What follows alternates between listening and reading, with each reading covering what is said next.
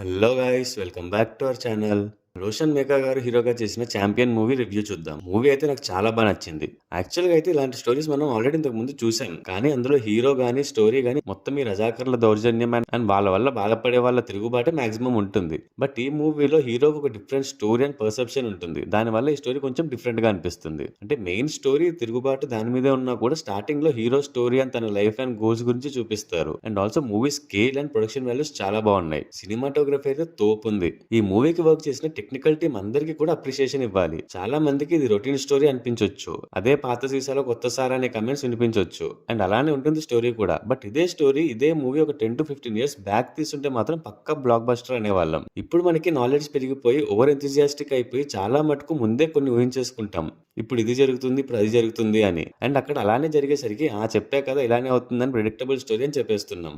Predictable అయినా కూడా అక్కడ ఆ మూమెంట్ లో అలానే జరగాలి. అప్పుడే ఆ స్టోరీకి ఒక మీనింగ్ అనేది ఉంటుంది. ఓకే, ఇంకా ఈ మూవీ స్టోరీ విషయానికి వస్తే 1947 లో మనకి అంటే ఇండియాకి ఇండిపెండెన్స్ వచ్చినా కూడా హైదరాబాద్ స్టేట్ మాత్రం ఇంకా నిజాం పరిపాలనలో ఒక సెపరేట్ స్టేట్ గా ఉండాలని పట్టుకొని కూర్చుంటుంది. అప్పటికే ఈ నిజాం నవాబులు అండ్ వాళ్ళ కింద ఉండే రజాకర్ల వల్ల ఆ నిజాం రాజ్యంలో ప్రజలు బానిసలుగా బతుకుతూ ఉంటారు. అండ్ ఈ రజాకర్లకి భయపడి అన్ని ఊర్లు లొంగిపోయిన ఒక బైరాన్పల్లి మాత్రం ఎదురు తిరిగి నిలబడుతుంది. ఆ బైరాన్పల్లి ప్రజల నాయకుడు రాజిరెడ్డి క్యారెక్టర్ చేసిన నందమూరి కళ్యాణ్ చక్రవర్తి గారు. ఇంకో పక్క hero Roshan as Michael Williams Hyderabad లో ఉంటాడు.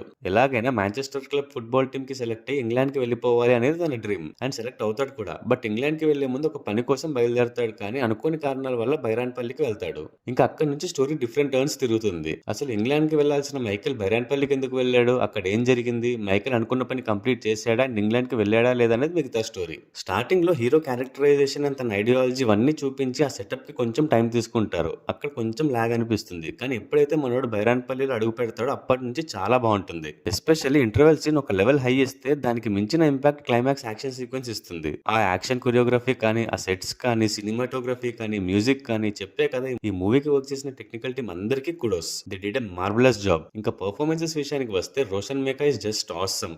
నిజంగా చాలా బాగా చేశారు. నేను అస్సలు ఎక్స్పెక్ట్ చేయాలి ఎంత బాగా చేస్తారని. కానీ what a performance.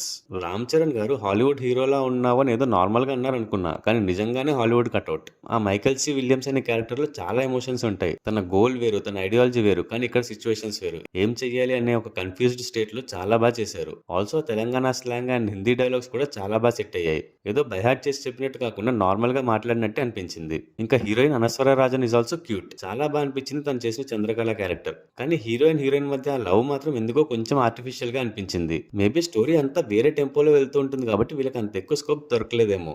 But Roshan and Anaswara as a pair చాలా బాగున్నారు. అండ్ లాస్ట్ లో వచ్చే ఒక సీన్ అయితే చాలా ఎమోషనల్ గా ఉంటుంది. ఇంకో major highlight of this movie Nandamuri Kalyan Chakravarthy గారు. ఆల్మోస్ట్ 35 years తర్వాత చేస్తున్నా కూడా రాజిరెడ్డి క్యారెక్టర్ లో చింపేశారు. ఆ క్యారెక్టర్ కి ఆయనే పర్ఫెక్ట్ కాస్టింగ్ అన్నట్టు చేశారు. మిగతా సపోర్టింగ్ కాస్ట్ అందరూ కూడా చాలా బాగా చేశారు. ప్రతి క్యారెక్టర్ కి కూడా ఇంపార్టెన్స్ ఉంటుంది అని అందరూ బాగా చేశారు. ఇంకా డైరెక్షన్ విషయానికి వస్తే ప్రదీప్ అద్వైతం గారు మంచి కాన్సెప్ట్ తీసుకున్నారు. ట్రూ ఈవెంట్స్ కి కొంత ఫిక్షనల్ స్టోరీని అటాచ్ చేసి అందులో ఫుట్బాల్ అనే ఒక స్పోర్ట్స్ కాన్సెప్ట్ ని యాడ్ చేశారు. బాగుంది. అండ్ ఇలాంటి పేట్రియాటిక్ మూవీస్ లో కొన్ని హై ఇచ్చే మూమెంట్స్ ఉంటాయి. లైక్ ఆ రజాకర్లు వీళ్ళ మీదకి అటాక్ వచ్చినప్పుడు వీళ్ళు చేసే తిరుగుబాటు ఎంత గట్టిగా ఉంటే అంత ఇంపాక్ట్ క్రియేట్ చేస్తుంది. అండ్ ఈ మూవీలో అది బాగా వర్కౌట్ అయింది అనిపించింది. స్వప్న సినిమాస్ బ్యానర్ లో వస్తుంది కాబట్టి బడ్జెట్ కి పెద్ద ప్రాబ్లం లేకపోవడంతో డైరెక్టర్ కి క్రియేటివ్ ఫ్రీడమ్ దొరికింది. అండ్ దానివల్ల టెక్నికల్ గా ఇంత బాగా వచ్చింది movie. Music is also too good. Already గిరగిరా సాంగ్ చాలా వైరల్ అయింది. అండ్ మూవీలో కూడా సాంగ్ పిక్చరైజేషన్ చాలా బాగుంది. Background music is also too good. Especially climax portion అంతా కూడా బ్యాక్గ్రౌండ్ మ్యూజిక్ వల్లే ఇంకా ఒక లెవెల్ ఎక్కువ ఎలివేట్ అయింది. సో ఓవరాల్ గా మూవీ అయితే చాలా బాగుంది. ఖచ్చితంగా వెళ్ళి చూడండి, మీరు కూడా ఎంజాయ్ చేస్తారు. అండ్ ఈ మూవీకి నా రేటింగ్ వచ్చేసి 4.25/5. మీరు ఆల్రెడీ మూవీ చూసేసినట్టయితే మీకు ఎలా అనిపించిందో కమెంట్స్ లో చెప్పండి. అలాగే మన ఛానల్ ని సబ్స్క్రైబ్ చేసుకుని నోటిఫికేషన్స్ ఆన్ లో పెట్టుకోండి. ఈ వీడియో మీకు నచ్చినట్టయితే లైక్ చేసి మీ ఫ్రెండ్స్ అండ్ ఫ్యామిలీ మెంబర్స్ కి షేర్ చేయండి. Also follow us on Facebook and Instagram. Thanks for watching. See you in the next video. Adios.